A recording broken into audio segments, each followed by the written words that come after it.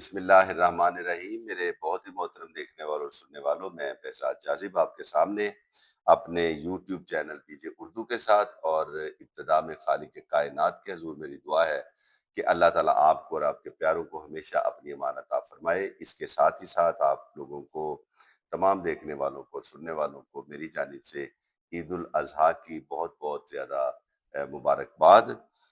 Channel کو اگر آپ نے سبسکرائب نہیں کیا تو یہ عنایت بھی کر دیجیے گا، لازمی طور پہ آپ سبسکرائب کیجئے تاکہ میری تمام جو علمی اور ادبی ویڈیوز ہیں وہ آپ تک آتی رہے۔ آج یہ میرا موضوع سخن جو ہے وہ آپ جانتے ہیں کہ کل میں نے جو ویڈیو کی تھی اس کے اندر میں نے یہ بتایا تھا کہ جو فرسٹ ایئر کا نیو پیپر پیٹرن ہے اردو کا وہ کیا ہے۔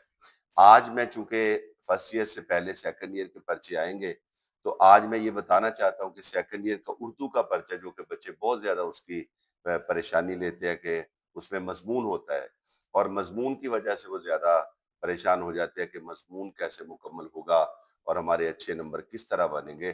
تو پہلے تو نفسیاتی طور پہ خود کو تھوڑا آسودہ کیجئے، اور وہ اس طرح کہ آپ یہ سوچیں کہ آپ کا جو فرسٹ ایئر کا نصاب تھا اس میں آپ نے مکالمہ لکھنا ہوتا تھا اور ساتھ میں تلخیص، یہ دونوں چیزیں ملا کے تقریباً 40-45 منٹ آپ کے لے لیتی تھی۔ تو وہی دو چیزیں نکل گئی، اور انہی کے 10 اور 10-20 نمبر بن گئے، اور وہی وقت اب آپ نے مضمون کو دینا، لہٰذا یہ کوئی پریشانی والی بات بالکل نہیں ہے۔ بڑے فریش ہو کے تر و تازہ انداز میں آپ نے پرچہ حل کرنا ہے، لیکن حل کرنے سے پہلے اس کی تیاری زیادہ محنت سے کر لینی ہے تاکہ وہاں پہ آپ کو پریشانی نہ ہو۔ میں آپ کو یہ بتانا چاہتا ہوں کہ آپ کا جو کل پرچہ ہوتا ہے اس کے اندر کل آپ کو کتنے منٹ ملتے ہیں پرچہ حل کرنے کے لیے، ٹائم کتنا ہوتا ہے۔ 180 منٹس ہوتے ہیں آپ کے پاس۔ 180 جو آپ کے پاس کل منٹس ہوتے ہیں، ان کے اندر 20 کو تو آپ علیحدہ کر دیں، 20 منٹ وہ ہیں کہ جو آپ نے جن میں معروضی حل کرنی ہے، تو وہ ان کو علیحدہ کر دیا، پیچھے رہ گئے 160 منٹ۔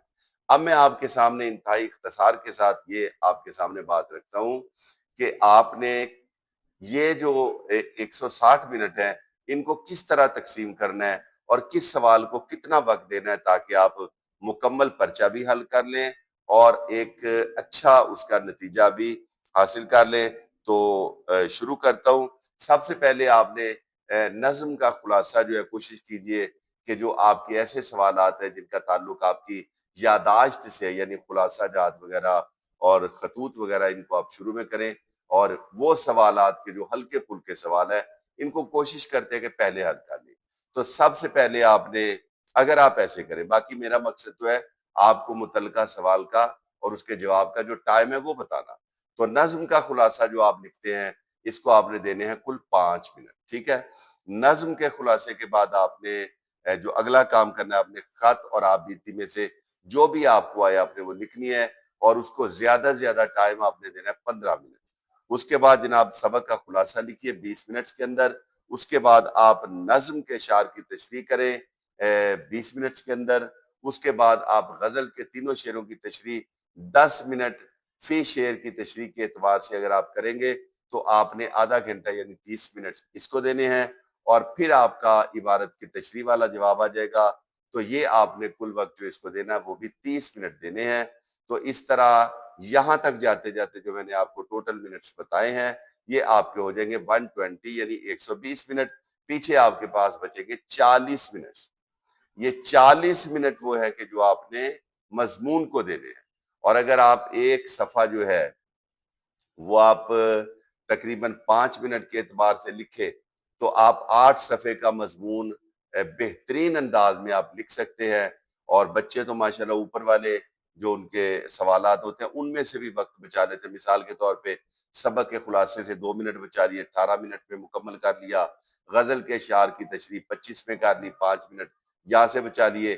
وہ یوں کانٹ چھانٹ کر کے اپنا مضمون کا وقت جو ہوتا ہے اس کو بڑھا لیتے ہیں، اور جتنا وہ وقت بڑھا لیتے ہیں اتنا ہی ان کا مضمون طویل ہو جاتا ہے۔ یاد رکھنا سیکنڈ ایئر کے اندر سب سے اہم چیز آپ کا مضمون ہے۔